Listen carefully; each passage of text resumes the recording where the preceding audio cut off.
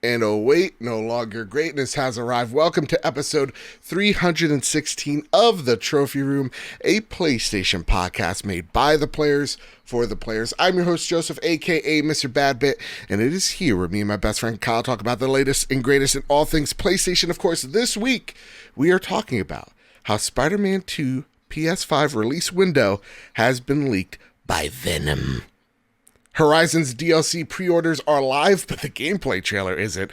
And no, Redfall isn't coming to PlayStation. Please stop asking. And of course, we're talking about the Diablo 4 open beta impressions, all that and more this week on the Trophy Room. But with all that said, and with all that out of the way, the greatest co-host, whoever is, whoever will be, Mr. Kyle Stevenson is not here today. This is 2 weeks in a row. Where's Kyle? Did the disease from last week take him this week? No, he is alive. He is well. And I want to first congratulate him and the 6-1 Indie crew on the 6-1 Indie Mini Indie Showcase. Go watch it. It's incredible. It puts everything I've ever done to anyone ever just to shame. Watch it. It is incredible. That said, he is currently at PAX East, so everybody wish Kyle Stevenson a good trip. You know, wish him well. He's on several little panels. He's doing little panel spots. Look at him grow. You love to see it. I know I do. That said, along with us today, this week, number one Xbox fanboy, Miles Dompier. How are you, sir? Number one Xbox fanboy? That's how right. You're going to introduce me on your PlayStation show? That's right. I just want people's guards to be up immediately. I want people to question, why do I keep bringing Xbox people into this show? I want people to be upset at you. You know? Well, and I was about to give you and your co-host a compliment, but I'm taking it back, okay? All right, I'm here begrudgingly. Yep. I'm here because I have to be, because I'm forced by law, and that's the only reason I show up to a PlayStation podcast, okay? Yeah. No, fair enough, because, listen, the number one question this week comes from Captain Logan, who writes, how does it feel to have two Xbox hosts on your show and not call it the Achievement Hall? Funny enough, here an answer to this question, Captain Logan, who was the guest last week, is I just bring my friends, people that I know I can vibe with when Kyle's away, I'm like, who's a person that I know I can conversate well with and have a good hour and change with? And so immediately that puts out like Luke Orr's out of the question. Get him out of here. Oh, yeah. You want to have a good time for an hour? Yeah. Exactly. Scratch that name off the list. Oh, God, he's the worst. And I'm like, but I really want to talk about Diablo 4 open beta. And I'm like, I know two people that comes to mind. Now, Ains goes to sleep at 5 o'clock in the afternoon. He's got, of course, after his porridge, his gruel. He calls it gruel. He's like, Joe, after my late evening gruel, I like to go to sleep. I'm like, fair enough, Ains. So I'm like, who better yet to talk about Diablo 4 than Miles Dompier of Xbox Chaturdays? You know? I'm stoked to be here. I'm just imagining someone tuning in for the very first time who's like, who is this mean guy making fun of all of these people? What is this show? It's my shtick, you know? It's just who I am. I know. And I love you. I'm excited to be here. And yes, Diablo 4, baby. We're just a few months away. We got beta 1 this past weekend. Beta number 2 coming up. I can finally be the druid and necromancer. Let's go. Mm-hmm. Gosh. I'm fighting between right now. Do I stick with the rogue or do I go necromancer? But only time will tell in the next beta as well. That said, the real question this week to start off the show comes from Katie, who writes in, just like you can too if you join our Discord server. They write, so in honor of Miles being on the show, let's get interesting, okay? It's election time. Ooh-wee. The president of the world is between PlayStation and Xbox. Well, guess what? We're all doomed. What characters are you nominating to run, and who do you think has the best chance of coming out on top? All right. Here's what PlayStation and Xbox are running for president of the world, and they're nominating mascots to represent them. Yeah. Yeah. Democracy's on the line. You know? Marcus Phoenix, obviously, for president. Ooh. Marcus Phoenix on the Xbox side. He's Yeah. strong. He's relatable to the American public. I could have a beer with Marcus. He's a veteran, so he knows, True. That's true. The perils of war, and, you want a strong, confident person in that leadership seat. Wow. Who's his vice president, though? Wow, oh, yeah, that's an important pick. Blinks the cat, you'd think? Yeah, I'm thinking probably Blinks, Yeah. or hear me out. All right, let's go for it. Frank West. Frank West for VP. See, yeah, Frank West has been in some. He's been through it, man. He's a journalist. He knows the human condition. All right, he spent his entire life documenting humanity, True. the perils of being a human in treacherous situations. So he knows how to navigate disasters, pandemics. We're just on the other side of a pandemic here. That's true. Who better to navigate those waters than Frank West? Wow, that was better than any of my picks that I had on the PlayStation side. I'm just gonna be honest, because like a part of me is like, you can't have Kratos. I mean, like, because Kratos is like, I'm not. If He's this the was god like, of. I don't know if I want the god of war. yeah, but he's learned so much. He's learned so much. I mean, yeah. And let's be honest, if we need, like, I've always been pro invade, Canada for their bacon supply. So I think like he could get the job done. Yeah, I mean, yeah. If you need someone to come in and rule, through force, I think that's a good pick. Yeah. You know what? I'm still going Kratos. And who's the VP? Let me see. Let me take a look. Let me take a gander. Daniel Fortescue. I like that. Yeah, Daniel Fortescue, because he doesn't talk. He's just a dishevelable skeleton. Just nod in agreement. Yeah. Fair enough. That said, I want to just thank everybody for the awesome kind words that I saw so many people throw out our way and to other creators' ways last week, as it was our little call to action at the end of the show. So I want to thank y'all for doing that.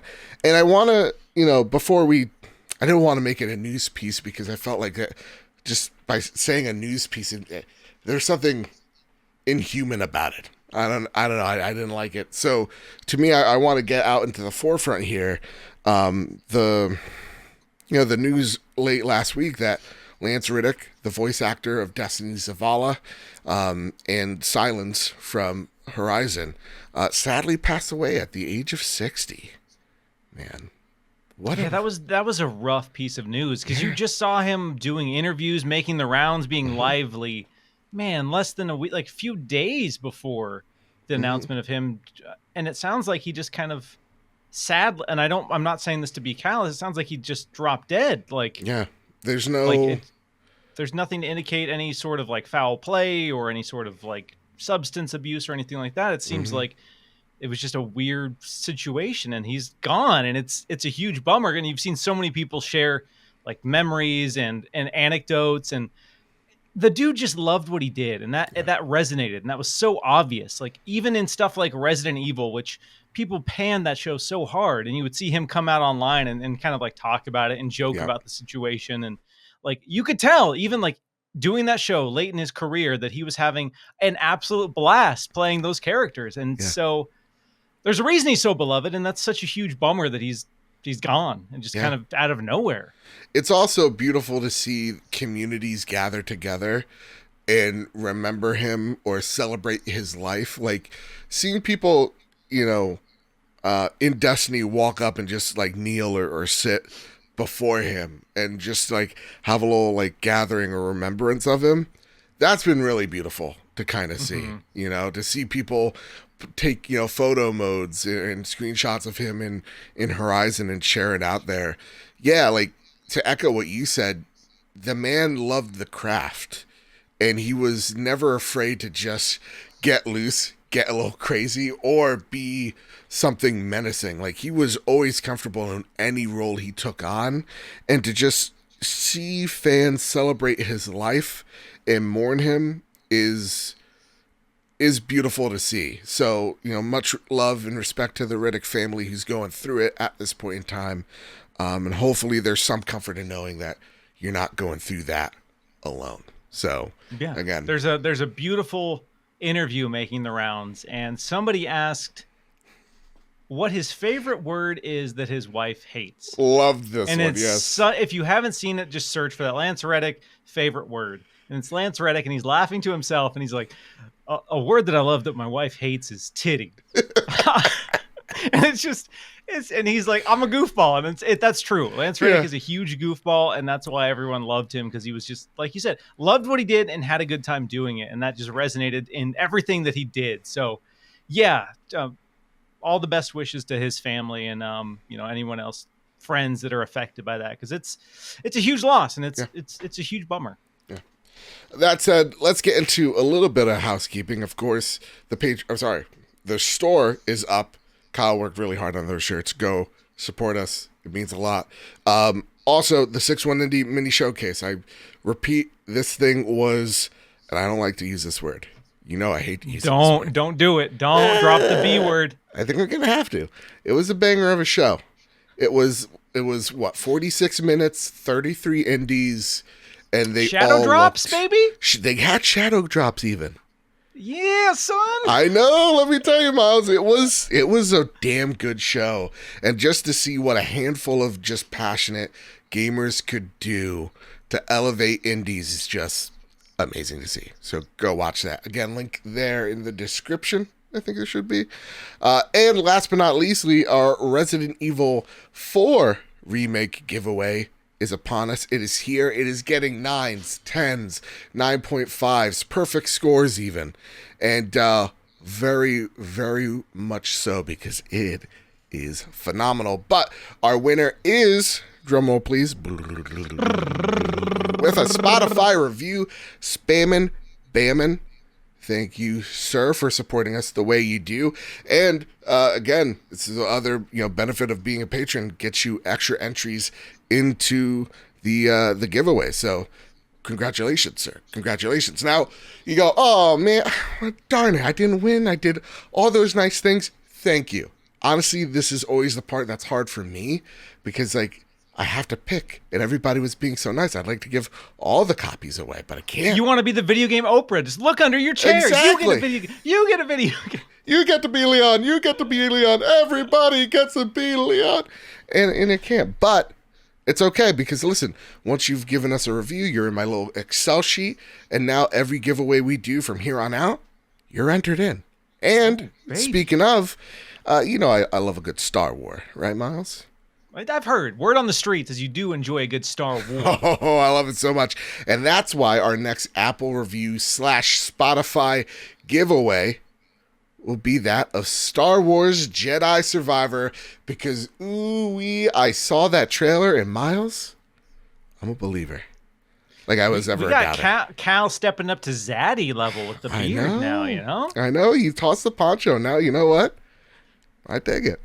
All right, let's get it, boy. All right, so now before we get into all the news, it's time for our Patreon pitch. Of course, the reason why we look so good, sound so great, is because of your generosity over at patreon.com/PS Trophy Room. I want to thank our newest members, Somnia at the gold tier. I want to thank our premium producers, Todd Burowitz and Toxic. I want to thank our platinum producers, Brad Presnell, Brent Gillian, Jedi Master Ren, Cowboy, Danger D, Jonas Young, Jose Jimenez, Green Gorilla Gamer, Chaotic Monkey, Millennial Falcon Gaming, Ryuko Kill 90, Sith Lord 92, Steve of Flesh, and Strubles and Bits. I want to thank our gold members, Awesome Dave, Cypher Primus, Bertos Maximus, Baldrin, Darth Simon the Pie Man, Daniel Welsh, DJ89, Elo 2032, Jesse Garcia, JB the Purple Monkey, Hide Indoors, Nakachaka, Katie, Kevin Mitchell, Kevin Diaz, Kevin Ainsworth, K Grim, Lamb Chop 93, Marcus O'Neill, Androsasaur, Astronaut Jr., not to be mistaken with Astronaut Senior, Eric Arrington, Dewane Raksha, the Aztec King, Robbie Bobby Miller himself, Brenton Zachary, Brenty Blob, Bubble Boy N7, Captain Logan, Final Fan XZ, Hambone, JD Dillinger, M9 Prime, Stone Cold, ET said so, Tino 6 Speed, M Kyle, H85, N Johnson, Sean McKenzie, Matt Pugh, The Red Arrow, and of course, Spammin' Bammin'. Thank you all for keeping the lights on, the show running, and let me tell you something. All this Patreon money goes right back into a new PC because this one is about to kick some bolts. It's on the way out. That's who I want to run for president, Ratchet and Clank. Are you kidding me? They're adventurers. They've been around. They've shake hands. They've kissed babies. They know what it's like to be on the lowest of the low, to reach the high heights, and it's not getting to them one bit. I gotta say, there's been a lot of conversations surrounding AI, and I'm a little uncomfortable with the robot running for president. Okay, well, that's gonna say it. And here's the thing: that's the beautiful thing, because like when you have someone like Ratchet, he comes from a factory. That's blue collar. That's as blue collar as it gets. And he's been able to escape. He knows. He's greasy. He's dirty. He knows what it takes to rise above. Whoa, greasy, dirty robots? Come on. I don't like to lump any sentient being into a group, Miles. That's just not been the type of guy I've been about, You're painting me into a corner here. Maybe on that Chaturdays, but here in the trophy room, let me tell you something. AI scares us, and we're going to tell you why in a few. That said, it is time to square up the news. Now, this week is a little different. I'm going to read one story. Miles is going to read the next. I'm going to read the other one. It's going to be nice. Yeah, let's mix it up. It's going to be nice. All right. Here's it goes. Okay. First story on the list. Alleged Marvel Spider-Man 2 release date leaked by actor Tony Todd. This comes from Rebecca Smith over at PlayStation Lifestyle. Venom voice actor Tony Todd seemingly leaked the Marvel Spider-Man 2 release date. So far, all that Insomniac Games has confirmed is that their game will release in the fall, but Todd has narrowed it down to a specific month, as well as revealed a big publicity drive due to start the month prior. Now, Spider-Man 2 will release, apparently, in Todd's words, in September 2023. He then goes to say that there will be a lot more information, mass publicity, and commercials starting in August. This does fit with the official fall release window, but then it's also worth bearing that in mind. Neither Insomniac Games nor Sony has announced anything more specific. Now, he's quoted by saying on Twitter, "Looks like September, massively publicity coming in August, commercials stop dropping in August, so I'm told, hold on to your ... breath. It's gonna be necessary." Todd has previously teased Spider-Man 2 news that didn't materialize. He's also confirmed that the game would be quite intense and action-packed, but bearing in mind we've seen only an announced trailer so far, this one is a little harder to prove.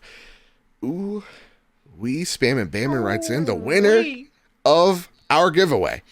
All right, so send all your hate mail to Spam and Bamman. No, congratulate them.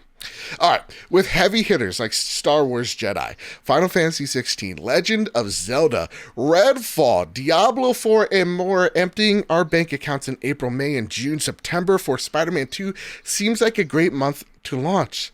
Let's not forget, the first game launched in September in 2018 as well. Now, do you guys think that this rumor might turn out to be fact or fiction, or do you guys think it will be ready for launch in 2023? Miles, Dompier, I want to know what your thoughts are on Todd coming out here saying a whole bunch of stuff about Spider-Man and then going, ignore me, I'm dumb, don't. Please. And he's like, it's the weirdest picture. He's like in a jacuzzi. There's the creepy video of him online, like in a jacuzzi saying like, I'm just an idiot, don't mind me, it's jet lag. So in this case, this feels like another situation where an actor related to the project did a big old oopsie. It's not quite on the same level as Norman Reedus casually announcing Death Stranding 2. It's not quite on that level. This game was previously announced and, targeting 2023. Tony Todd is a selling point of this game. So I think he's probably in the loop when it comes to their marketing plans. I imagine they're going to use him to do it, make the rounds for interviews. So he could be in the loop for some of this. When he talks about the big marketing push in August, maybe that's the current plan to build up that cycle for a September release. And we know they're targeting this year, and that seems like a good window. Again, in this day and age, release dates are pretty much ethereal until we're about 6 months out. Yeah. And we're about 6 months out. Yeah. So timing suggests that this could, have some truth, especially considering his follow-up tweets are after somebody called him and said, dude, what the hell are you doing? The PR guy that told him all these things. Like, dude, you got me in so get much off trouble. Twitter right now. Exactly. Yeah. Retract all the things. No, I think you're right here. I think this is once again an actor not understanding how weird the video game industry is when it comes to how secretive we are, right? For almost no apparent reason. And I think this is probably them telling them, hey, listen, so here's a vague timeline of when we're going to need you to promo this thing, right? When we're going to need you to go on the marketing beats for us. I think it's a little bit of that, and the fact that he's probably really excited about Spider-Man. So it could be him just joshing everybody, because at the same exact time he said something along the lines of, we're gonna get something in the next couple of days, and then that was just pulled. That was like back in December of last year. So he's said some things prior that don't really come to fruition either. But yeah, I mean, September fits the fall strategy, but Kevin Ainsworth writes in, if Starfield and Spider-Man 2 release on the same day, which one are you choosing to play? Kevin Ainsworth pitting the Xbox host against PlayStation host. How typical. Kevin, are you trying to stir the console war pot? What are you trying to do? You and your little cauldron. Huh? What are you hoping to get out of this? Okay. This is tough. I'm way more amped for Redfall, so let me just start there. Okay. I'm excited for Starfield because it's a new Bethesda IP, but I'm also excited because Venom's in Spider-Man 2. Yeah, so boy. I'm a little torn. Thanks to the beauty of Xbox Game Pass, at you. You know me, babe. I can do both. All right. I don't have to buy games, Miles. I don't have to choose. All right. And where's my check, Xbox? Yeah, that's true. Yeah. No, for me, I'm actually right there with you. I'm way more excited for Redfall than I am Starfield. Way more. It's like, so that would be a harder pick. Redfall and Spider-Man 2. I'll probably beat Spider-Man 2 before I beat Starfield. Sure. I'll say that. Yeah. For me, I mean, it's a no-brainer because Starfield has to prove more to me. It's not because I'm a PlayStation fan and it's not a whatever. I understand their pedigree and I know that they're great and all that jazz, but the game needs to show me more other than a couple of, action sequences. That was very reminiscent of Fallout. Nonetheless, sorry, backhanded compliment out of the way. Wow. So for me, it's Spider-Man easily. Let's just say if they both came out the same day, it's easy Spider-Man. And Spider-Man's my favorite IP, so it's like, or one of my favorite IPs next to Star Wars. So it's like, it's not even a competition. It's Spider-Man. That said, though, let's pick console wars just for a second, okay? Let's upset Twitter for just a sec, because I people are like, what's gonna sell more? What's gonna do better, Starfield or Spider-Man? So I say to you, sir, let's change up that question just a tad bit.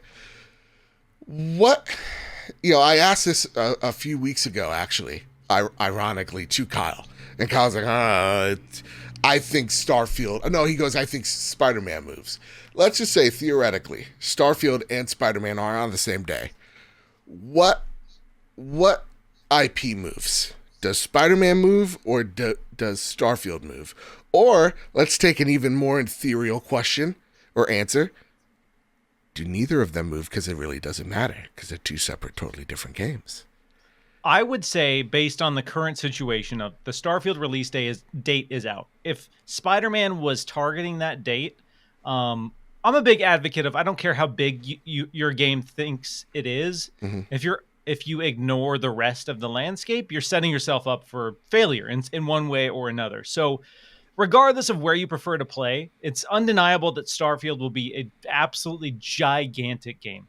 Sure. Look at the launch of Skyrim, Fallout 4. Those were games that had huge moments. The marketing buzz akin to stuff like Elden Ring, where everybody is talking about that game and playing that game. Spider-Man will absolutely be a gigantic game, but if I'm PlayStation, I'm not putting it out the same day as Starfield. Yeah. And if it was the opposite way, if Spider-Man 2 had a release date, I would not be like, well, we chose September 6th and we're sticking to it, gosh darn it. Because why? A week or two is not going to make a huge difference in the grand scheme of things. So be aware. That's what I say to these big publishers is be aware. Otherwise, there's no guarantee how someone's going to spend their time and money. Yeah. Like, what if a game comes out and somebody wasn't expecting to play it, gets sucked in, and then, oops, now I don't even buy Spider-Man at launch because I just surprisingly got sucked into Starfield and wasn't expecting that. Sure. So that's where I'm at. All right. Don't release them on the same day. All right. Don't. I don't want there to be a situation. And if that happens, that's a fumble on somebody's part, either PlayStation or Xbox. Yeah. Whoever's not willing to curb their pride for the reality of the market. Okay. Yeah. So to me, I think now that Starfield's date it's there, it's set, hopefully in stone. I don't think Microsoft can move it.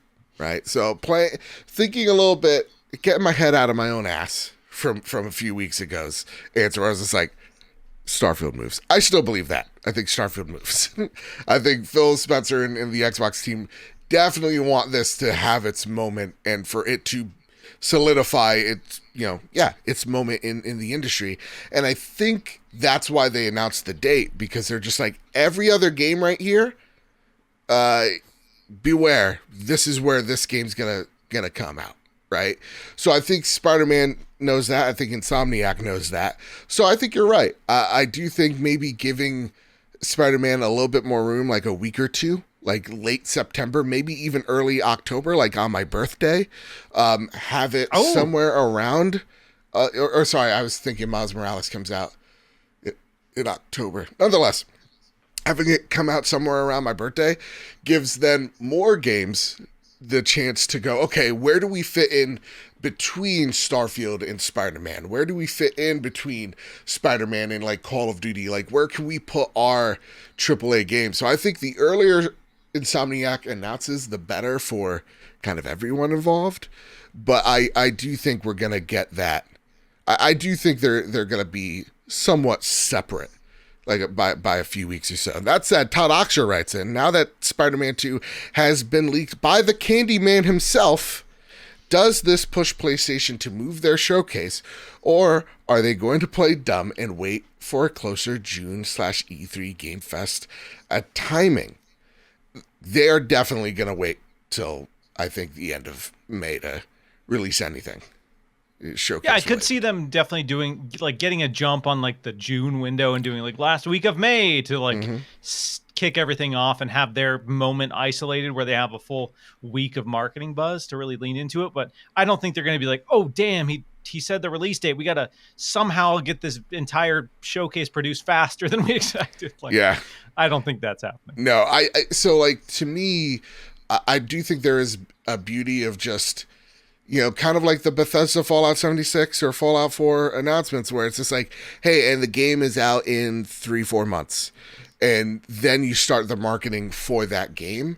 So I don't think you need to give, people all the time in the world to get ready to save up the 70. It's Spider-Man. People are going to drop that cash on this IP. So I think you could go give them the date, then shortly after, hype this game up for, that August, September, around there, get the gameplay out into the open so people can finally see what this game looks like. And then, drop it in hopefully late September, maybe early October, hopefully. But who knows? Maybe it's a Ragnarok sitch, right? We get it announced early June and it's out in November, and give Insomniac the most time that they need to get that thing out.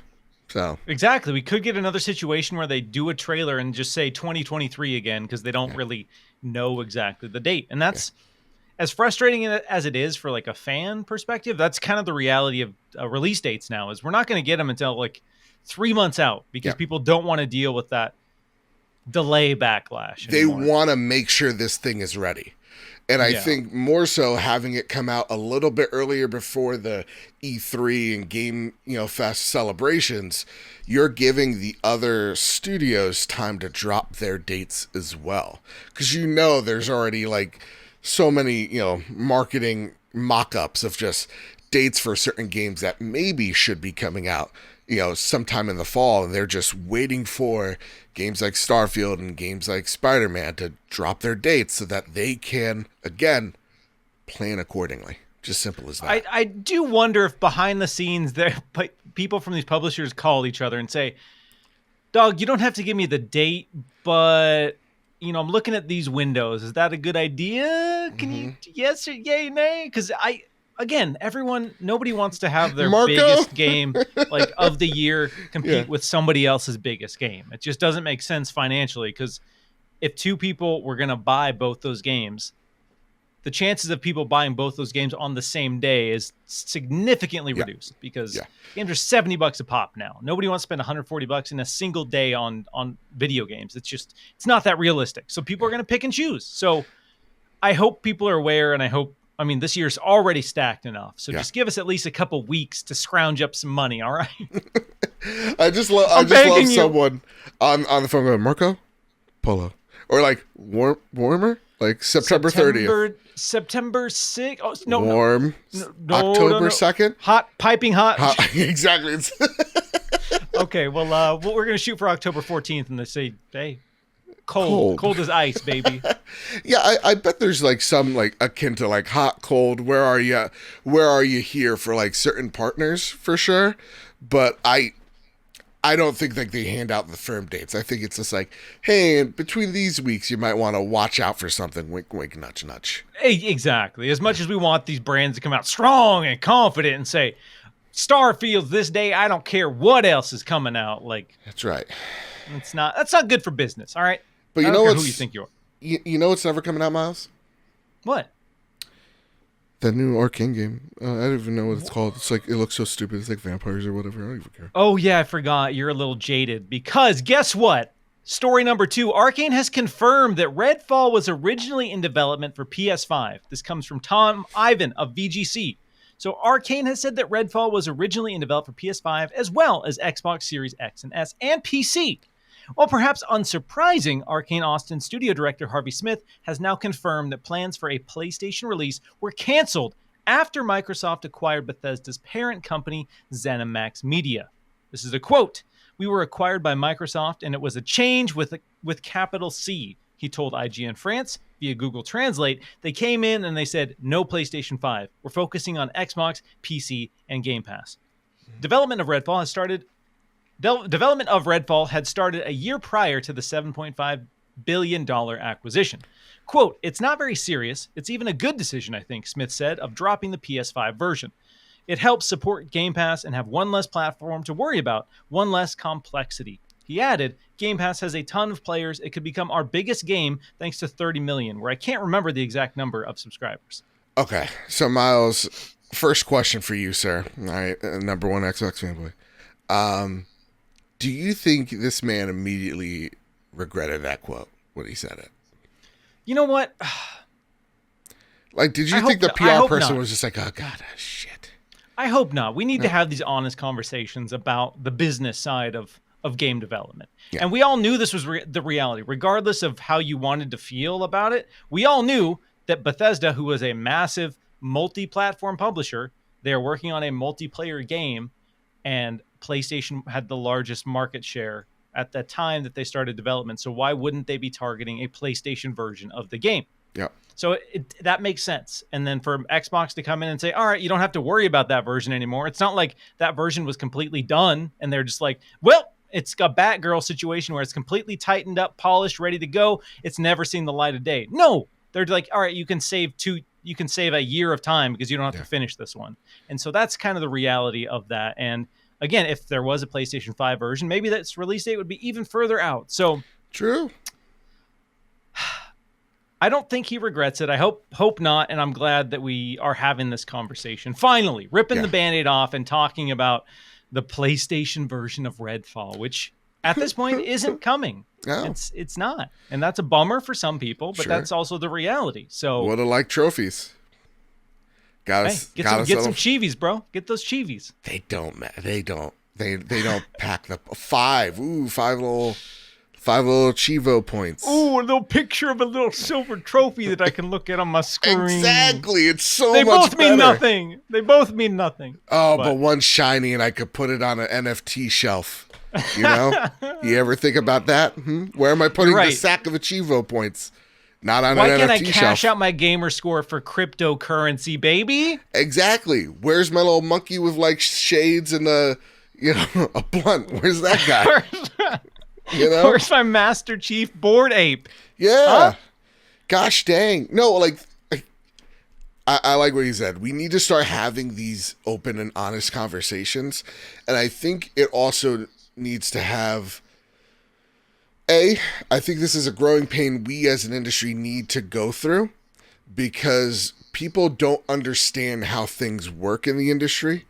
And we like to speak in like generalities a lot when we really don't know what really goes into making a video game. And oftentimes devs are so sheepish about telling you all the process because, you'll get the sneaking through or squeezing through the cave crevice loading screen thing where like people once you tell people that's a loading screen, they're now going to point it out in every preview of Final Fantasy 16 from here on out, which we'll talk about later. But like you get those annoying comments and you get that type of hatred and even sometimes like disbelief, like you're lying to them of why this game may be delayed or why this game looks a certain way or whatever the case is. So we need to start having these conversations, but I would also add, while disproving the bad actors, right? The people that are going to show 2 frames of a game that looks almost identical and tell you one has better resolution than the others. Like those type of people on social media make the conversation toxic, and we need to do a better job fighting that back, right? That said, though, I did see some people going, okay, from one hand, Phil Spencer's like, I want to bring more games to more gamers. Well, here was an opportunity to bring this game to more gamers, but he didn't. I would say I could understand that criticism. It's very general, but this is an IP that was not ever shown to be a PlayStation exclusive. This is something that was totally their call to make, and they made it because, yes, exclusives are and do matter. Just like with Starfield, just like with Elder Scrolls, like those games, I would expect them to be on Xbox going forward. But at the same exact time, I expect Fallout 76, I expect, ESO, the games that are, or do have those fan bases attached to them, to stay on PlayStation. But we can't ask the competition to compete, then them go, okay, we're going to compete by buying out this publisher, and now we have this catalog, and go, whoa, but don't take them away from me. Like, we either want them to compete with us or don't. So it's, what do we want here? Exactly. And that's, again, like, I'm of the mindset that I want to live in the gamer utopia where every game is playable on every console, every device, regardless. I don't care. Like earning a trophy in Halo, Miles? Yeah, exclusivity for me as a customer, that means nothing. Exclusivity is inherently designed to make a marketing beat and a business beat for the corporation, not for you. Like there are what I hope to get out of an exclusive is investment that means the game is better, because obviously they are going to pay to make sure it doesn't go other places. So they're probably going to pay to make sure it's a great game so people want to play it. Yep. And then 2, if that means that the game gets more time and people are treated better to create it and we get a better product, then that's the positive of an exclusive. That's sure. The way we can look at an exclusive in a positive light. Otherwise, the only reason exclusives exist are so somebody forces you to sign up for a subscription service or buy a console. That's it. If you try to spin it as anything else, that's just not the reality of it. And again, I know PlayStation and Xbox are just trying to make money off me, and that's fine, as long as we are honest with ourselves about how this relationship works.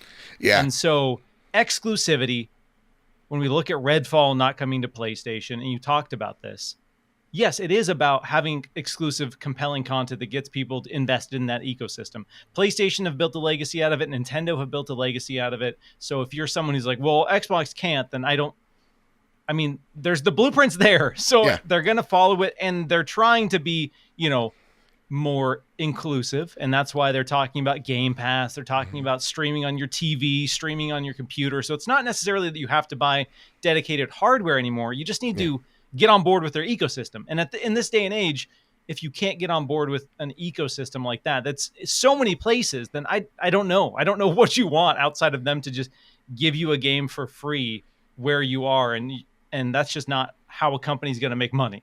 Yeah, it's the uncomfortable truth about this whole thing is at the end of the day, PlayStation, Xbox, Nintendo, all of them, it's about making a buck out of you or getting a buck out of you. That's what it's about.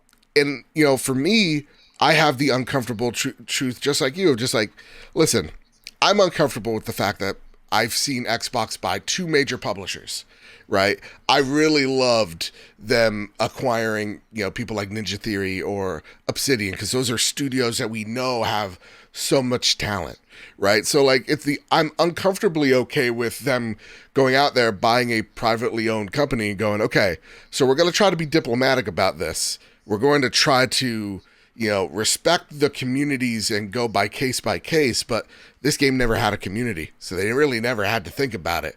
It was just we could put this on our ecosystem and hopefully people will join it. And look, I'm going to be playing Redfall day one. I think the game looks sweet. I think the game looks really cool, and their hope is that it sucks me into their ecosystem and I go make an Xbox podcast called The Achievement Hall. Now, I doubt that's going to happen, but who knows? Maybe I'll fall in love with the Xbox UI. Probably not.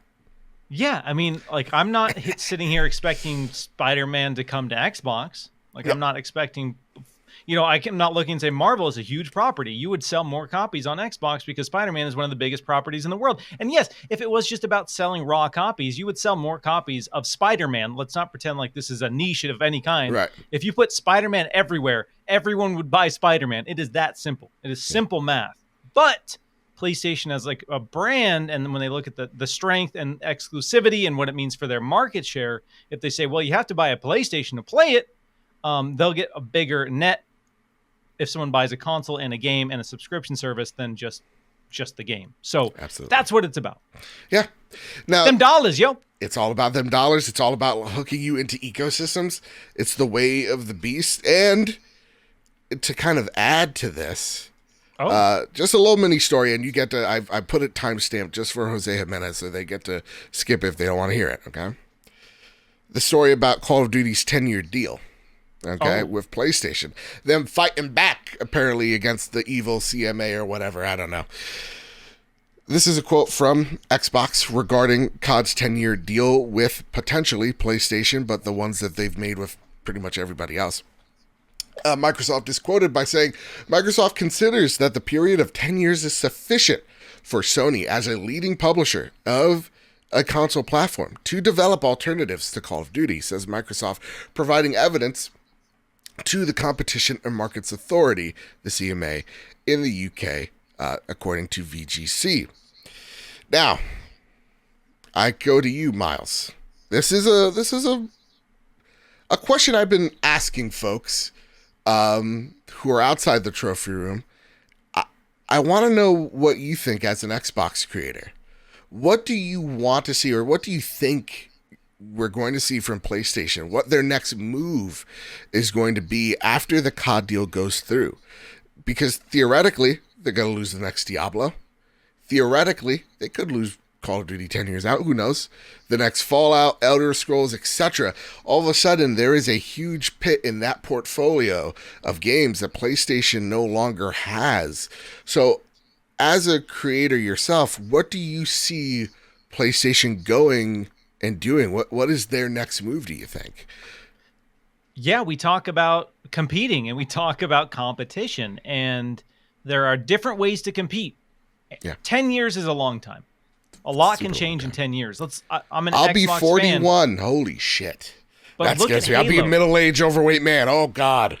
Oh, baby, let's go. I'm here for it. So 10 years, a lot can change. Halo lost so much Is market this room share getting in the smaller, span. Miles? Is it just me? Are you okay? Are you doing all right, champ? I don't know. I'd be 42 in 10 years. It's okay. You know, age is only a number, It's just brother. a number. It's just a number. It's just a number.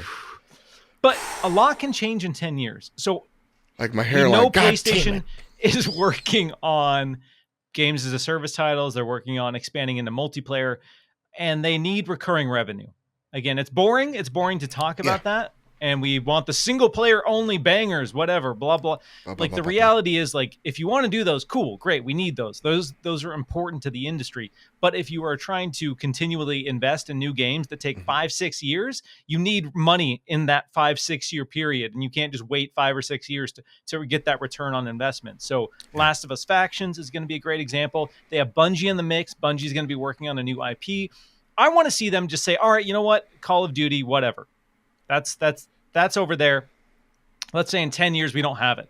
And we'll ride out these next 10 years. We'll use that money and we will make our own first-person shooter, our own premier first-person shooter. Sure. And it's easy to say like, oh, well, you can just compete and make it. It's not that easy. Let's look at Pokemon. Let's look at Zelda. There are franchises where there are other games in the genre that are objectively better or objectively as good that don't do anywhere near the numbers because of brand notoriety. PlayStation knows that more than anyone. All right. They understand the weight of brands and brand power. And that is why they are so fixated on Call of Duty, because Call of Duty right now, that's their recurring revenue stream, baby. That's free money. Yeah. They're the market leading platform for Call of Duty. So every single year they get a kickback and they just get this 30% cut of PlayStation sales for Call of Duty. And then they can use that money to invest. I don't like the sound effect you just did. Oh, no. They can use that to invest in their first party games and use that to make their single player, I know you love this word, bangers. No, God damn it. And they're afraid to lose that. And that's just the reality. Any other shift or any other messaging is not the reality of the situation. But 10 years gives them time to get something else out the door, but there's no guarantee. Maybe they spend 5-6 years and they're like, yeah, we're going to have this first person shooter that's going to be an ongoing game, games as a service. And then it hits and it's a big dud.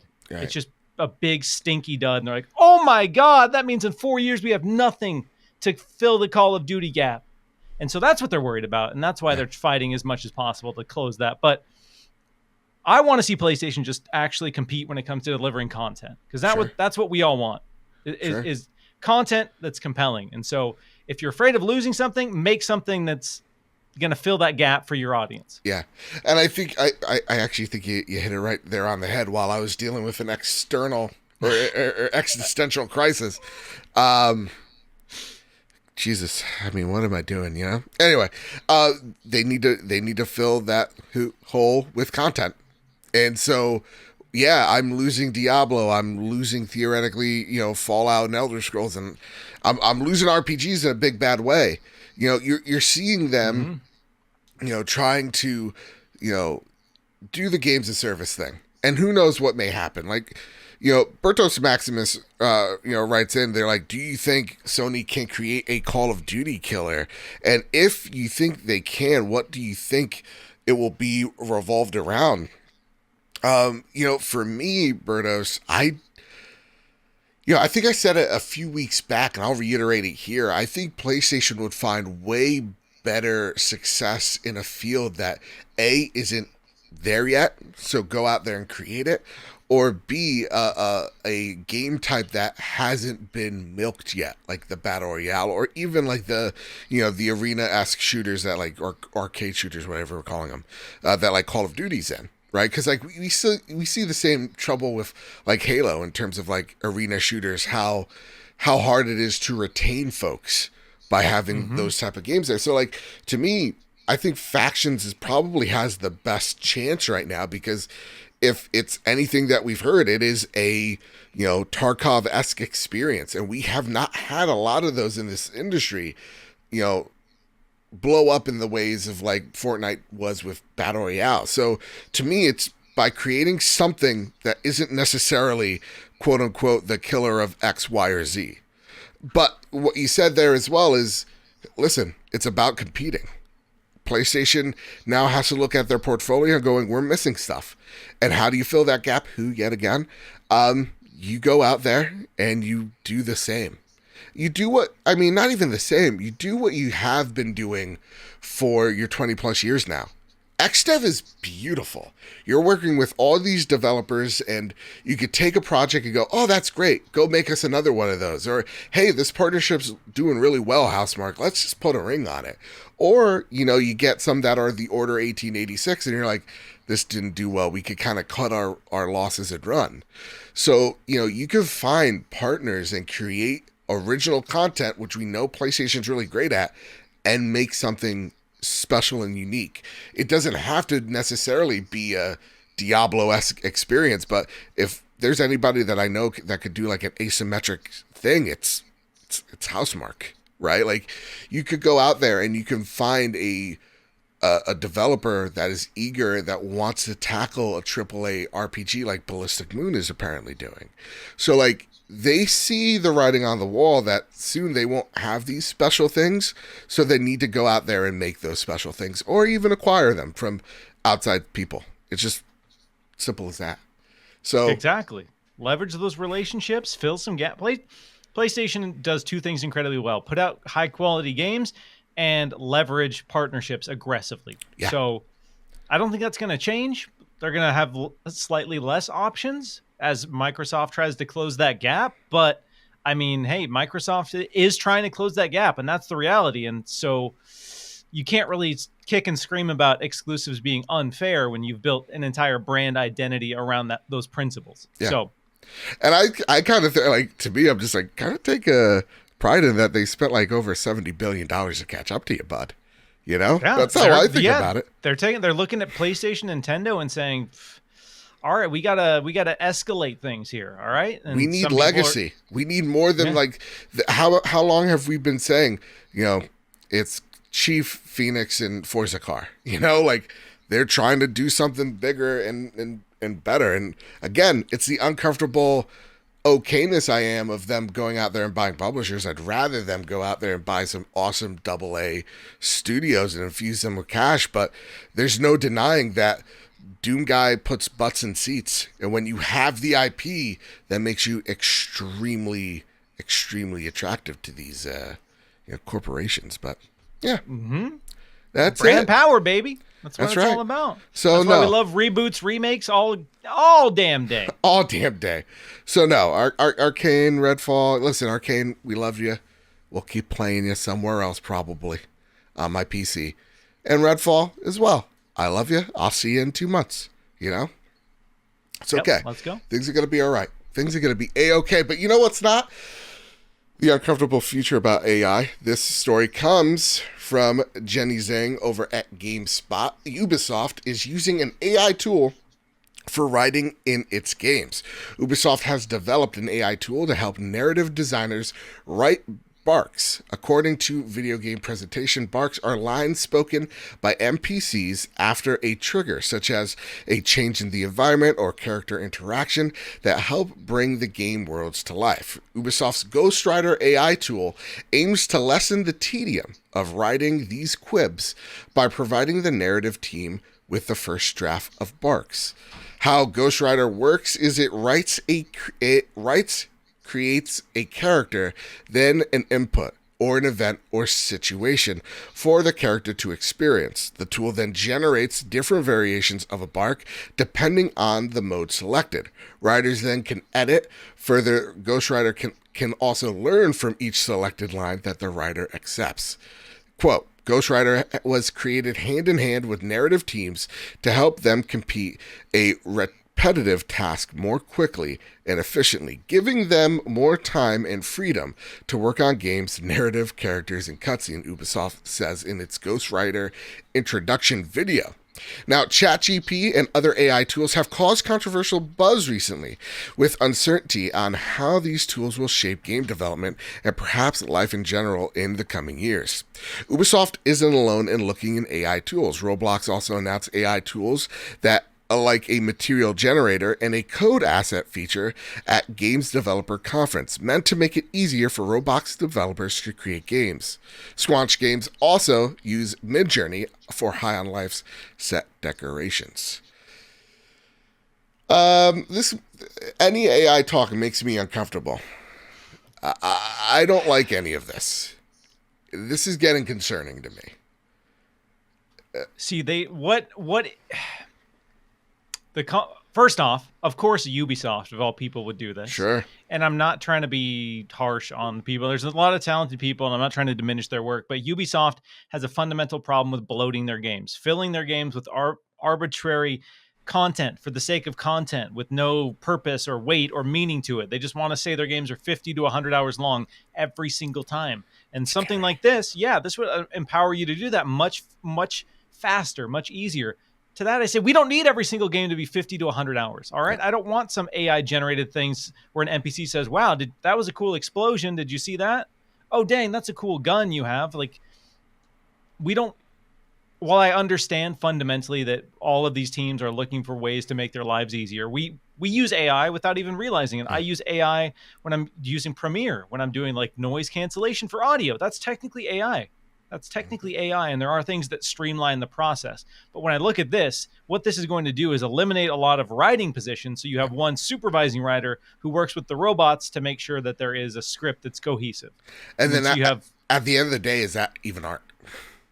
So exactly. So at the end of the day, my biggest concern and gripe with AI is the fact that, yes, it can be a powerful tool to help day-to-day life and day-to-day work and tedium be reduced. And if that's awesome, that means, people will have greater opportunities to create and innovate, blah, blah, blah.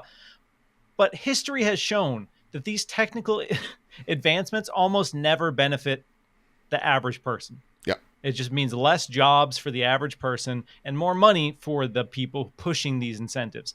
So that's why I don't look at this and get excited. I don't think this is going to make video games better. It's going to make video games bigger and faster, probably, but I don't think fundamentally this tool sounds like it would make any video game better.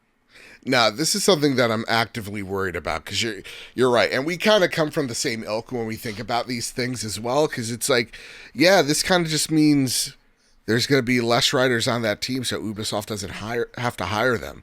Like, I've seen some people try to brag, oh, this game was made purely out of, like, AI. Or I saw that, like, a few weeks back, and I'm like, I don't want to buy that game. And I'm so adamant. I'm like, the day where it's like, I made this game solely out of AI, I'm like, I'm not touching it. I'm like, video games are beautiful because people go out there and create these worlds. And if we're just going, hey, Bing, create me a Fortnite. And it just creates Fortnite. It's like, it eliminates that creative thought. It eliminates that creative spark. Games just become colored by numbers more and more. So I do think while there are spaces for AI, I am getting more concerned when I see, I think was it like PC Gamer, I believe, someone out there is already starting to use AI writers to write stories. Like, that is the thing that concerns me. Not so much of like, hey, this randomly generated like tree builder, that you can go out there and just throw a whole bunch of foliage in your game and you don't have to waste that time and energy there. But when I see literal ghostwriter AI being made, I just want to point that out to my fans or our fans, because that concerns me. And we've already seen so many of our friends, being ousted from their jobs because of AI. Right. And we're seeing with the games media, it seems like almost a bi-monthly thing of just people being ousted from their jobs because there's unrealistic quotas or goals that they have to hit that they're unable to.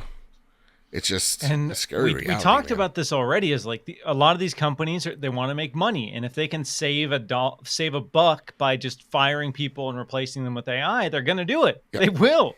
And that's the hard truth, however you want to spin it and however you want to justify it to yourself. The reality is this will mean less human jobs. That is fundamentally what will happen. I would bet you $5 million that I don't have, that in 10 years, if this trajectory increases, that there's going to be huge sections of the workforce that don't exist anymore. And guess what? There won't be jobs to fill them because everything's being automated. So what do you do? How, like, I look at the future and I say, man, it's got to be bleak to be like in 10 years high where I'm school and say, 42. like, what's my career going to be? What's Like it an gonna AI look like? technician? Like I can write AI code? And another thing about artificial intelligence, one side rant. Tell me about it. Artificial intelligence implies intelligence. Right now, artificial intelligence is theft. It is fundamentally theft. All it does is aggregate data that's been presented by human beings and regurgitate it. It scours the web really, really fast and regurgitates things. And when we look at AI generated art, it's stealing art that's already been created that fits certain parameters and regurgitates it, combines it, and regurgitates it to the world. So it's not smart. It's just a magnet picking up things.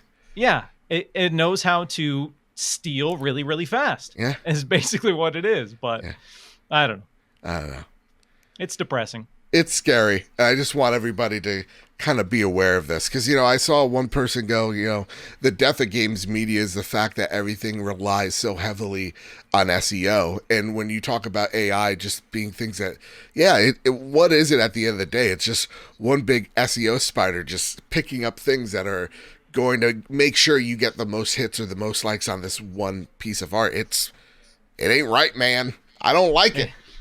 I don't like one gosh dang So bit. Again, there's potential for it to help us, and I think that is interesting. But I don't trust companies to make it worthwhile for the average person. Absolutely. And it's not fair to say, well, just be an executive, because there's no world where we're all executives. You know what, I'm Miles? sorry. Let's just burn it to the ground, Yes. In 10 years or 40, brother. let's just get the pitchforks out, I got 45 Molotovs in my back room here. I'm ready. I'm ready for the revolution, okay? You don't get it, Miles. Look in the mirror for a second, okay?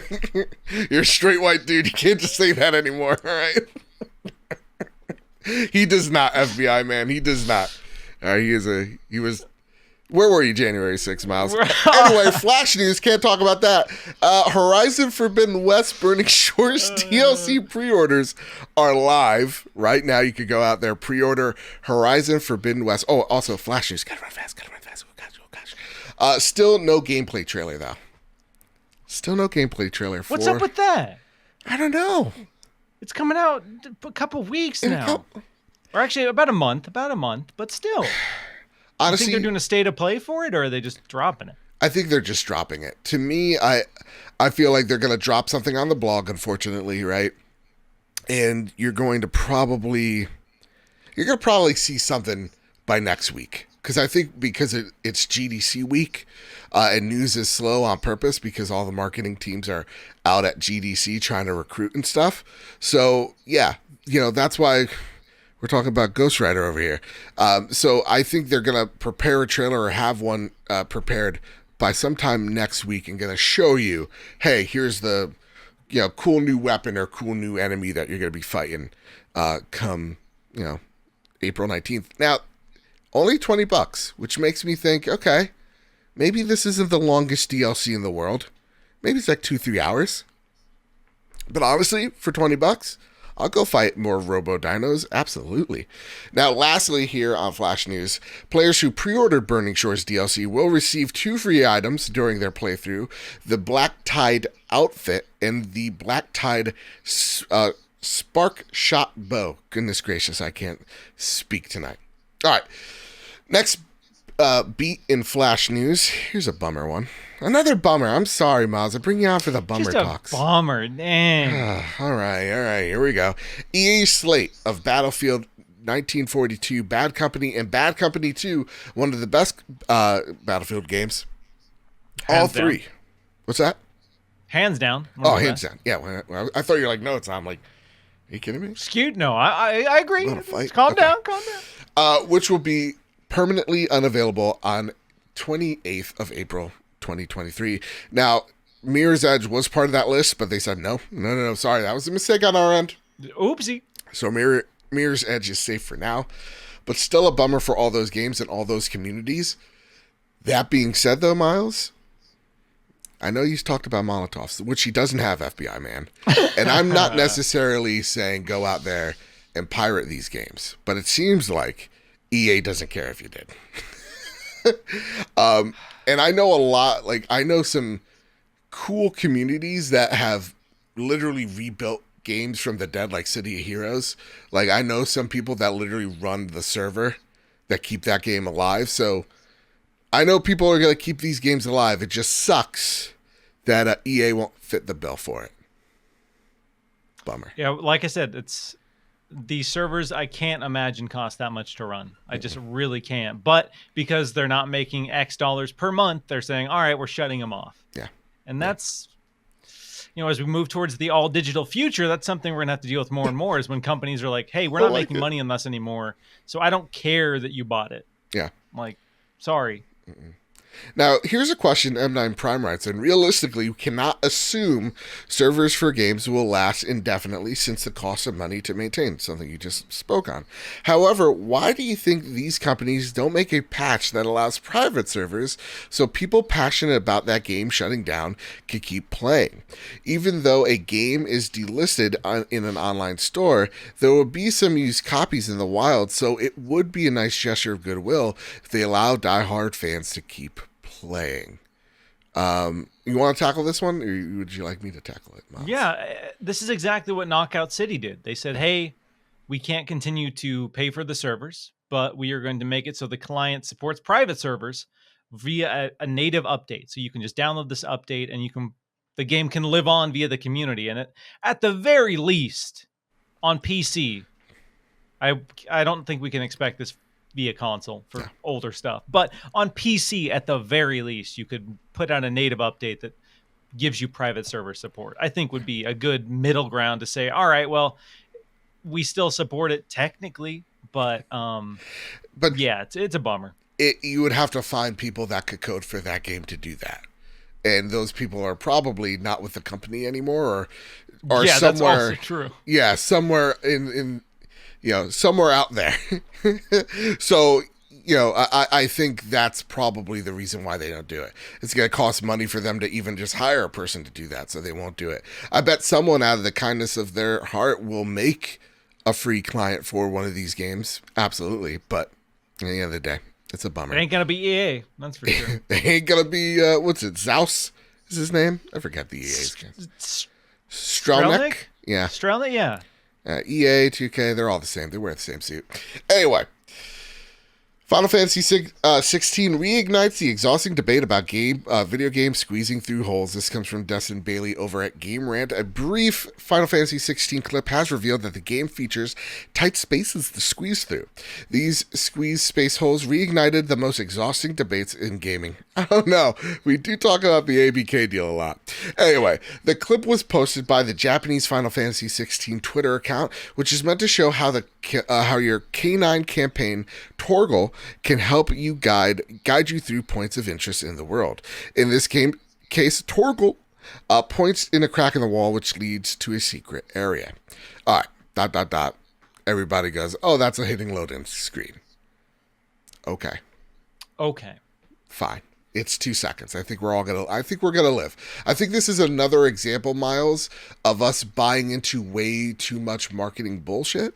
If I can just, because what about the PS5 SSD, Joe? That's right. What about the Xbox was supposed to power my dreams? They said Final Fantasy 16 couldn't even exist on any other platform in the galaxy because of the SSD. I remember that person on the Xbox Edge said, "Hey, no more elevators," and I'm still stepping in elevators in Dead Space. So what's with the loading crack in the wall in God of War Ragnarok and Final Fantasy 16? Because you got to port it to the PS4, or in Final Fantasy 16's case, you got to future-proof it when you port it to the PC. That's all they're doing. Yes, we all succumb to the marketing hype, and we all fall victim of it, and then, you have people mad. You know, Jim Ryan's "We Believe in Generations," like it's just marketing. They're trying to sell you something, and marketing. You want marketing to sound sexy, but it doesn't have to be 100% factually accurate.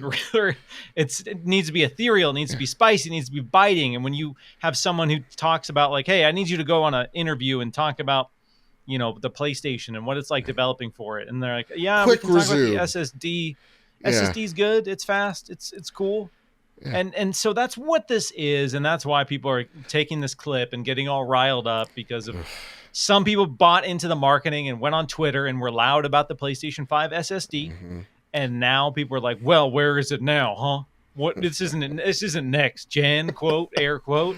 I was promised no caves. I was promised no, I wouldn't even tell. I wouldn't even have a load screen in front of my eyes. You're still trying to bewitch me? Jim Ryan lied. Jim Ryan lied and people died. So, it really is. I don't care. I don't.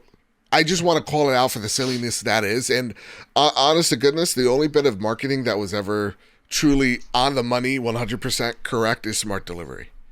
Smart Delivery, all right, marketing team, you done did it. Bravo. The rest is hokum. But that's some good shit over there. So yeah, that's it. I didn't want to bleep it because it's earned the cuss. All right, so Final Fantasy 16, 1 out of 10, bad game, bad. Only kidding. I'm review bombing it already. I know. I already have my Metacritic 0 out of 10. It's gonna be great. I'm ready. Yeah. Jim Ryan lied is the quote. Right. Too. That's right. And Yoshi P. It goes all the way to the top. Okay, here's the deal. I just want to talk about this. It's been eating at me this whole night. It's the only thing that's been on my mind since I put my controller down. Diablo 4 Beta BB. We gotta play it, brother. Yeah. Oh my goodness. Dustin writes in. All right. How are you feeling on the Diablo 4 beta? Are you still as hyped for the full release? So you think the beta helped or versus dampened the fire for the full release? What class are you most stoked to play? Hugs and kisses. So, introducing my favorite segment of the night, Quick Play. Now, usually we have a minute on the clock to talk about a game that we've been playing, but gosh darn it, I've been playing Diablo 4. Maz, you've been playing Diablo 4. Quick, what's your quick pitch for Diablo 4's open beta? Did you buy the KFC Double Down? Did you double down on Diablo 4, sir? The KFC Double Down is one of the worst sandwiches ever, and it's not a sandwich. I had the WWE claim my entire podcast because I slandered the Double Down. So really, well, it's actually because I used a 12-year-old KFC Double Down commercial in the background that I ripped from YouTube. It was already on someone else's channel on YouTube, but they came after me. Oh, wow. They came after me. So WWE, I'm about to smack you down, son. All right? Yeah, Vince McMahon over there. I don't think you should fight that man. That man has killed. I think he's literally killed. Anyway, that slander aside, Diablo 4, excited. Went into it. It's one of my most anticipated games of the year. Diablo 2, one of my most played games of all time. One of my favorite games of all time. This is a callback to that in so many ways. They're blowing it up, but they're making it more of an MMO. I will say I played the Sorcerer, which was fine. Okay. I played the Rogue, which I didn't really like all that much. Oh, really? Okay. My two classes that we're going to pick were Druid and Necromancer. So for the first weekend, not to have either of those, little bummed.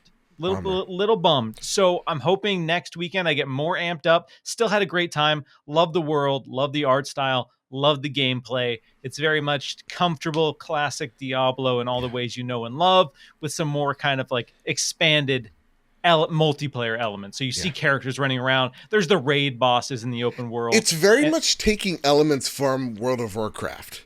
Like the world events are like right out of WoW into this. Which I died to all the time. The big behemoth that you fight, I forget what it's called.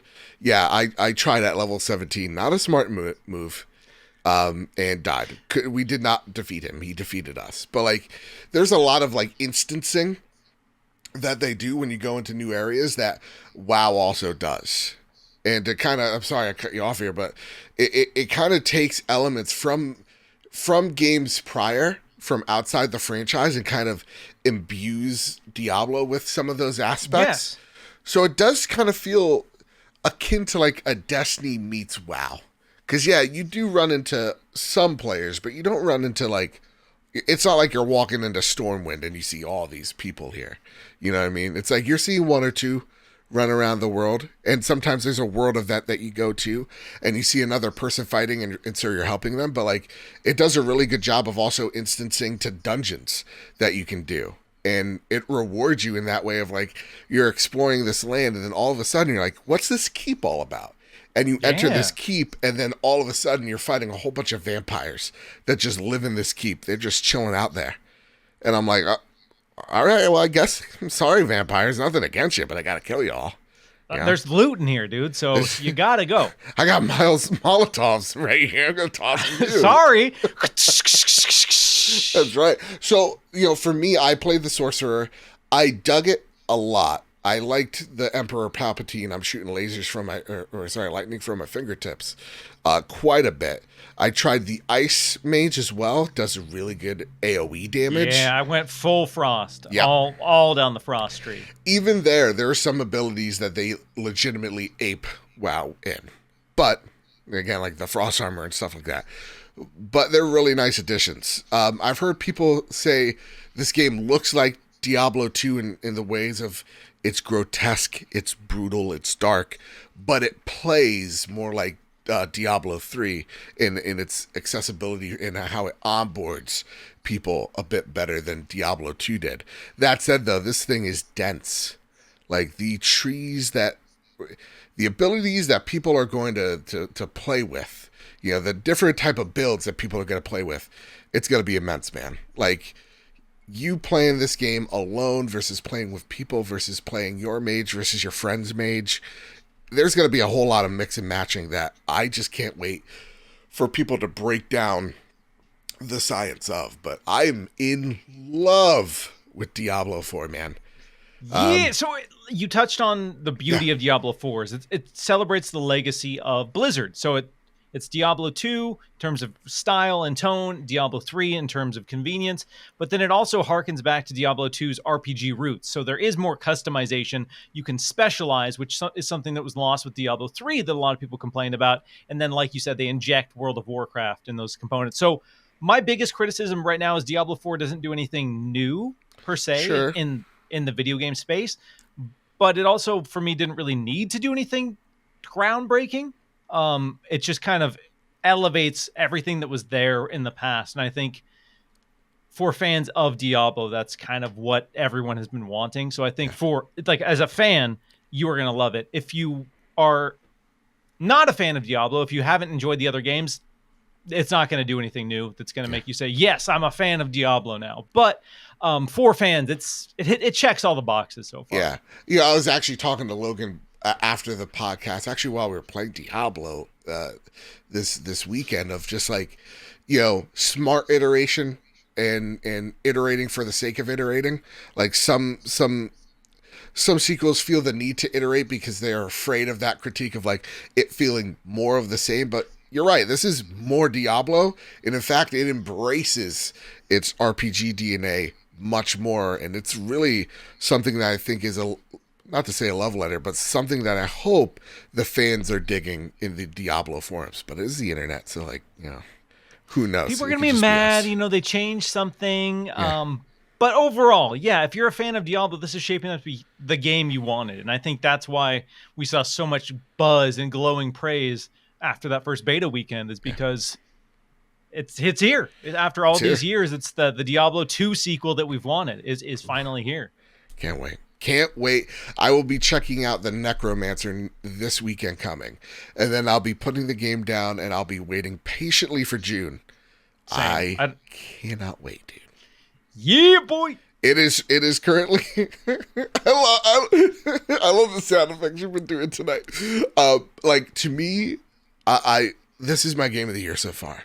It's going to be, as much as we talk a big game about Spider-Man and Starfield, this, to me, I feel like is going to be the game to beat, because it's shaping up real nicely. As a huge Blizzard fan and me wanting them to, get that W for a while now, and me feeling like I fell out of love with the games they've made, I'm reminded of how much I loved them. So hopefully this game's great. Hopefully it's made without all that toxic stuff surrounding it. But that said, Diablo 4, we loved it, and now It is time. Miles, are you holding on to something? Oh, you're risking it for the biscuit. Prepare the drop. Here are the latest steals and deals coming to the PlayStation storefront. March 21st. Ape Academy 2 on PS5, PS4. Deceive Inc. on PS5. Postal 4, no regrets.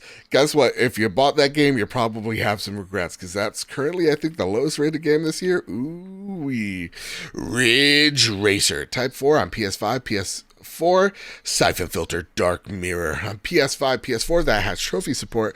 Tachia on PS5, PS4. Hearing some really good things. Kyle's going to be talking about it next week on the show. His review, his impressions of The Walking Dead, Saints and Sinners, Tourist Edition on PSVR 2, and Saints and Sinners Chapter 2, Retribution on PSVR 2. We got a code in for this a few days ago. I'll be playing this game. I'll be telling you all my thoughts about it next week. But so far, so very good. This seems like this is probably one of the best VR games on the headset right now. So get hyped. March 22nd. And also, don't share the comparisons between Quest and PSVR 2. Be better, okay? Come on. That's like going, oh, Toyota's great, but like this Mercedes-Benz, though. Like, we can't compare. We can't compare. The 22nd of March, we got The Last Labyrinth on PS5. On the 23rd of March, Omen of Sorrow on PS5.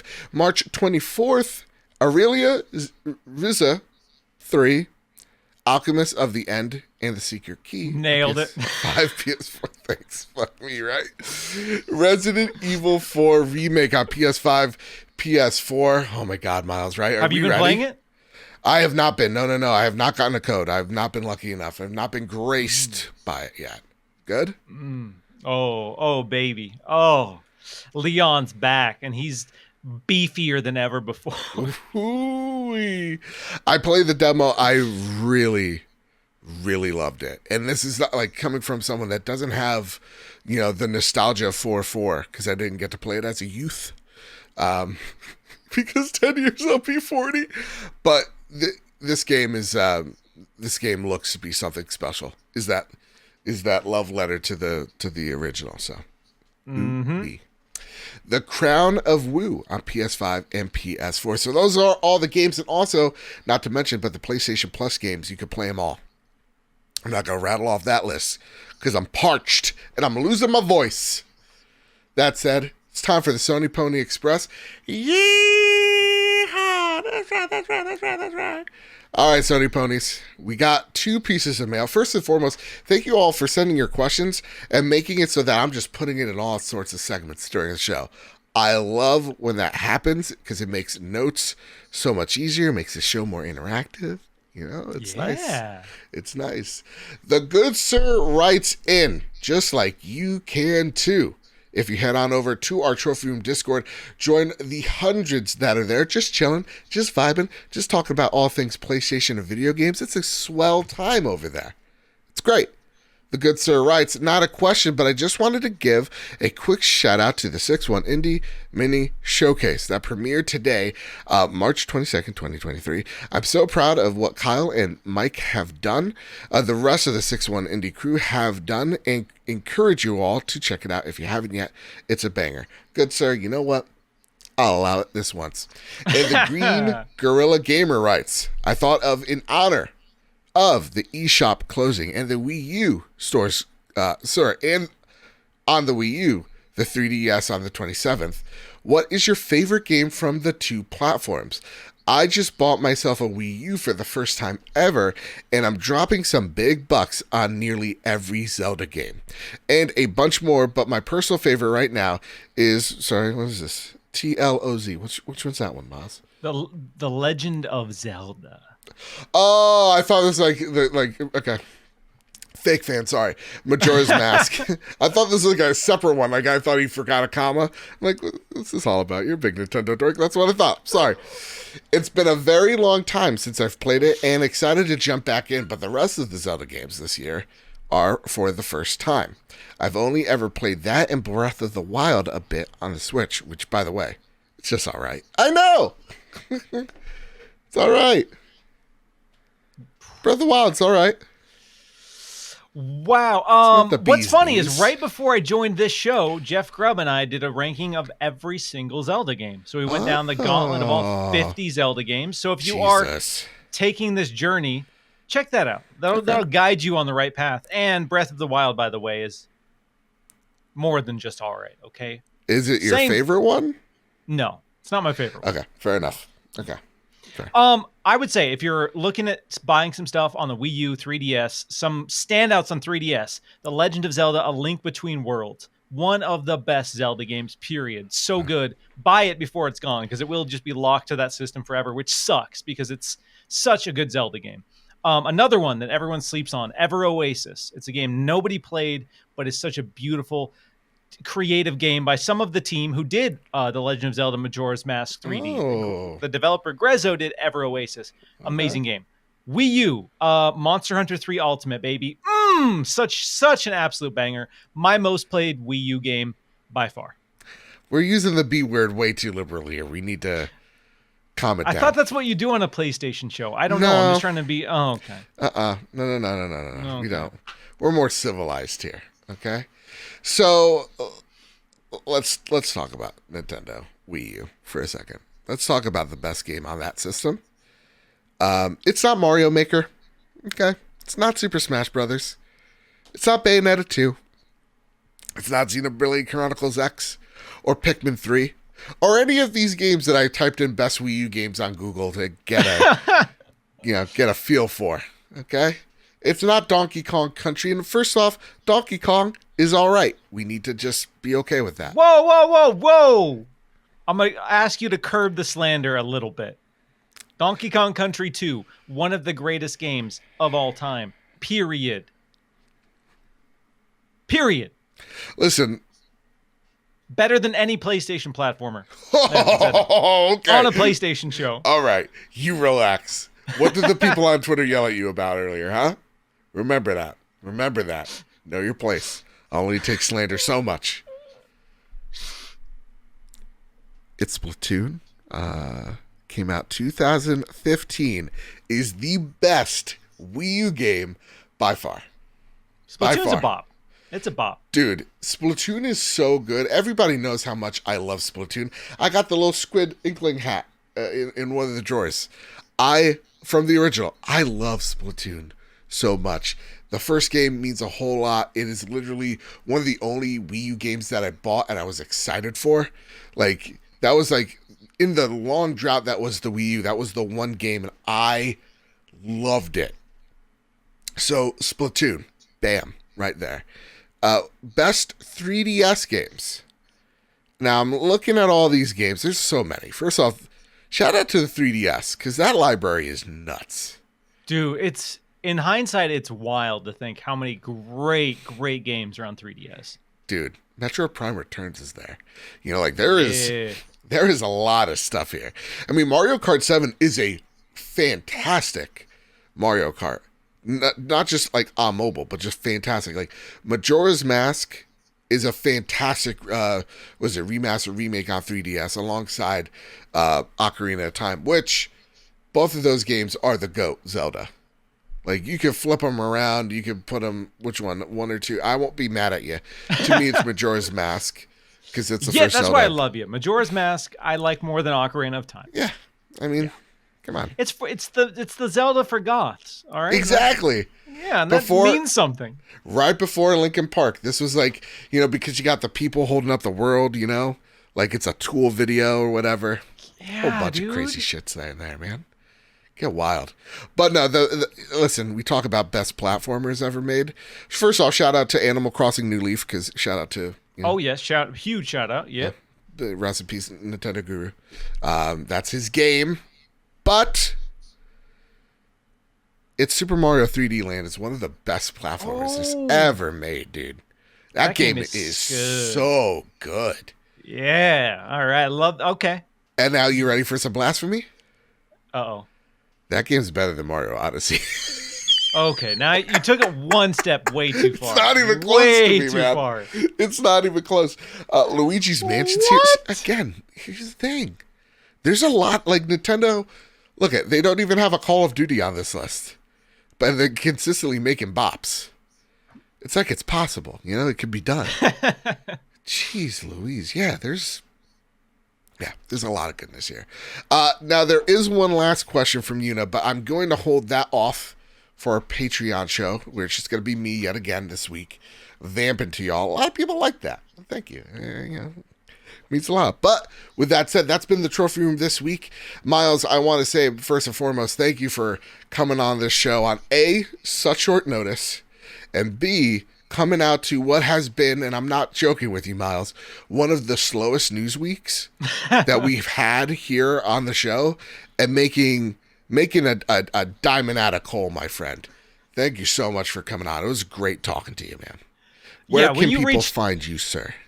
Yeah, when you reached out, if I'm free, I'll be here. All right, I had the Zelda tier list going, and I was like, as soon as that's done, I'm here. And literally 10 minutes after that wrap, I was in the seat, ready to get down on the Trophy Room of PlayStation podcast. There you go, get it right. Gosh dang it. I tried myself in getting it right, but it happens. Listen, if you want to get a hold of me, you can find me on Twitter at Miles Dompier. You can find me on YouTube.com/Miles Dompier, and that's pretty much it. Those are mostly the places. Oh, I do some work for IGN as well, so you might hear my voice over on some videos on IGN. You might see some of the stuff I write over on Windows Central as well. Ooh wee. Yes, Miles, you have an open invitation any gosh dang day you want. Come on by. That said, though, do you think it should be Trophy Room PS at the end of our tags? Because I feel like that's why people say PlayStation Trophy Room. It's because when they look at Twitter, it says PS Trophy Room. Yeah. And maybe it's that. I don't know. I don't know why. Instinctively, that's just where I jump to. And I don't know. I can't articulate why. I think it's the handle. But to me, when I say Trophy Room PS, it looks weird. It looks really weird. In my head, it looks odd. Do you think it looks odd? You could just commit to it and say Trophy Room, a PlayStation podcast. Spell it all out. That's way too long of a handle. That's not going to look great. Just let it ride, baby. And also, here's the thing. I think the deed's already done because on YouTube, it's youtube.com/@PS Trophy Room. I've said it hundreds of times too. So it's like people are gonna get confuzzed. We're too deep. We're just rolling with it. You know what? At this point, it's like might as well. We're headed straight to that canyon anyway. It gets the conversation started, which automatically is going to make it stick in someone's head. Okay, that's right. I think that's marketing, baby. Yeah, you know what? Maybe we put up a Twitter poll. I don't know. I'm indecisive. Okay. Ever since I said 10 years, I'm 40, it's been really wild in my brain. It's a downward spiral in there, man. It's just a monkey with, what's it, the little toy monkey with the chimes? Symbols? The symbols? Yeah. But it's broken and it's old because it's from the 80s. All right, Miles, thank you once again for coming on. Of course, you could tune into this show wherever you find your podcast service of choice, whether that's Apple Podcasts, Spotify, Google Play. And if we're not on one of those, you let us know. We're going to fix it ASAP because that's our bread and butter. You can also find the video version over at the Trophy Room Show over there. And please rate us 5 stars on either Apple Podcasts or Spotify, and you are entered to win Jedi Survivor on PlayStation 5. Or you know what? I'll be even crazy. It could be whatever platform.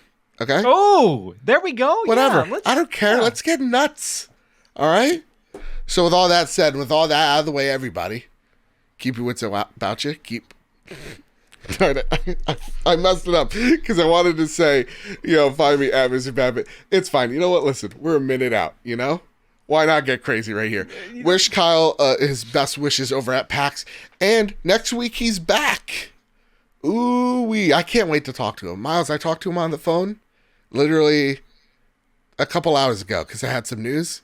And I'm like, I miss you, bud. And he's like, I don't. Yeah. He's like, it's been nice. It's been nice to be away. He's like, yeah, he's actually like, this is a nice vacation. I'm like, he's like, I'm not coming back. I'm like, you're home. What do you mean vacation? He's like, from you. I'm like, what do you mean from? He's like, No, I actually said Ted Lasso's a really good show and you better watch it before you come back on the show or you're not invited. I said that to him. I said his co-hosting credentials are on the line. He needs to go watch You Ted hit him Lasso. with an ultimatum? He hasn't watched Ted Lasso yet, and it's imperative. It's a serotonin you need to survive in this harsh world. That said, with all that out of the way, everybody can find me over at Mr. Badbit, over at PS Trophy Room on Twitter. And with all that said, with all that out of the way, keep your wits about you, keep hunting, and keep playing PlayStation. See y'all. Bye-bye. Love you.